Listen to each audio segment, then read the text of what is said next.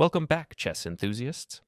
Today we're diving into the Scandinavian Defense, a tricky opening that many players under 2000 love to use. I'll show you some powerful traps and tactical ideas that can give you a winning edge. Let's get started. The first move played by white is pawn to e4, and black responds with pawn to d5, which is a very common choice, especially among players rated below 2000. Many players favor the Scandinavian Defense because it can be tricky to face. In this discussion, I will share some traps that can be used by either white or black. This way, regardless of which side you are playing, you will be aware of these tactical opportunities. In the classical Scandinavian variation, white responds with knight to c3, attacking the queen, and gaining a tempo for development. In this position, black typically retreats the queen to a5, sometimes to d6, and occasionally to d8, which is the oldest and most classical variation of the Scandinavian defense. Let's start by examining the queen to d8 variation, the most traditional way of playing the Scandinavian defense. White then plays pawn to d4, aiming for central control. At this point, black can adopt a more aggressive approach by developing the knight to c6, applying pressure on the d4 pawn. If white continues with knight to f3, black can maintain an aggressive stance by playing bishop to g4, pinning the knight and simultaneously increasing the pressure on the d4 pawn. If you're unfamiliar with this variation, you might feel uncomfortable due to the pressure black applies to your position. This may lead you to play a defensive move, such as bishop to e3, simply trying to stabilize the position. However, there is a far more aggressive way to respond to black's attacking intentions. Instead of playing passively, white can strike back with pawn to d5. Black replies with knight to e5, taking advantage of the pin on white's knight, preventing it from moving. At first glance, it seems like black is in control, continuing with aggressive play. However, white has a brilliant counterblow. Knight takes e5. At this point, white sacrifices the queen, an unexpected and shocking move. Black has no choice but to capture the queen, but this leads directly to white's devastating attack. After black takes the queen, white continues with bishop to b5 check. The only reasonable way for black to block the check is by playing pawn to ct6. White then captures the pawn, and suddenly, despite having an extra queen, black is completely defenseless against white's upcoming threats. White's main idea now is to deliver a discovered check using the bishop. This can be executed by pushing the pawn to c7, leading to a winning attack. From this position, white has two powerful options. The pawn can advance to c7, attacking black's queen, or white can capture the pawn on b7, threatening the rook. Either way, white gains a strong initiative, and black has no real way to prevent one of these two moves. At the very least, white will recover lost material, but in most cases, white will end up with a significant material advantage. In the game we are analyzing, black attempted a creative defensive idea by playing bishop to e2. At first, this might seem like an unusual move. Who would expect black to place the bishop there? However, it does have a logical purpose. Black is trying to distract white's bishop on b5, forcing it to move. If white captures the bishop with a light-squared bishop, black would benefit significantly, as white's threats would disappear. However, an interesting twist occurs if white captures the bishop with the knight instead.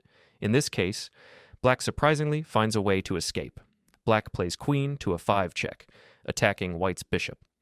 After white blocks with knight to c3, black manages to castle, successfully neutralizing white's attack and escaping immediate danger. Therefore, the move bishop to e2, which initially seemed insignificant, was actually a tricky and creative defensive idea. However, in the game we are analyzing, white simply captured the bishop with the king, and from that moment, the game was completely lost for black. Black tried to continue the fight by playing pawn to a6, attempting to put pressure on white's bishop on b5. However, white responded with pawn to c7, attacking the queen. After a series of exchanges, white emerged with an extra minor piece and a completely winning position. This was a brilliant tactical sequence by white, demonstrating a powerful opening trap that can be very effective. Now, let's move on to the second trap. White starts with pawn to e4, and black responds with pawn to d5, entering the Scandinavian defense. This time, we will look at one of the most popular replies, black's queen retreating to a5. White continues with knight to f3, developing naturally. Let's say black now plays bishop to g4, a common move among amateur players. Many players enjoy placing their bishop on g4 early to create a pin and put psychological pressure on white. In response, white can play pawn to h3, aiming to drive the bishop away. If black eventually captures on f3 and white recaptures, black can then develop with knight to c6, continuing the game. However, this setup presents some tactical opportunities that white can exploit, which we will explore next. What is black's plan in this position? As you can see, the knight on c6 has the potential to jump to d4, creating a double attack on white's queen and the pawn on c2. Additionally, black is preparing to castle queenside, which could lead to a very active position. If black gets just a few moves, such as castling and playing knight to d4, white could already be in serious trouble. Therefore, white must act quickly, and there's a brilliant way to do so. White can play bishop to b5, attacking the knight on c6, which is now under double attack from both the bishop and the queen. This immediately puts black in a difficult position, as they must find a way to defend the knight. The only move that saves the knight is queen to b6, but even then, white has a stunning tactical shot. Take a moment to see if you can find white's winning move. The brilliant move here is knight to d5. White sacrifices the bishop on ba5, but with a powerful idea in mind. If black captures the bishop, white follows up with knight takes c7, delivering a fork to black's king and queen, winning the game on the spot. Boom, game over. It's also important to note that black has no real way to escape from this trap. If black tries to defend by playing queen to a5, keeping protection over the c7 pawn, white can still continue with pawn to b4, forcing black into capturing the bishop. The reason black cannot capture the b4 pawn with the knight is that the knight is pinned by white's bishop on b5. This leaves black with no good options. Black is forced to move the queen away, and at that moment, white delivers the deadly move, knight to c7, forking the king and queen and winning the game instantly. An alternative approach in the Scandinavian defense. The first moves remain the same, pawn to e4, pawn to d5, entering the Scandinavian defense. However, instead of immediately recapturing the pawn with the queen, black has another popular approach, knight to f6.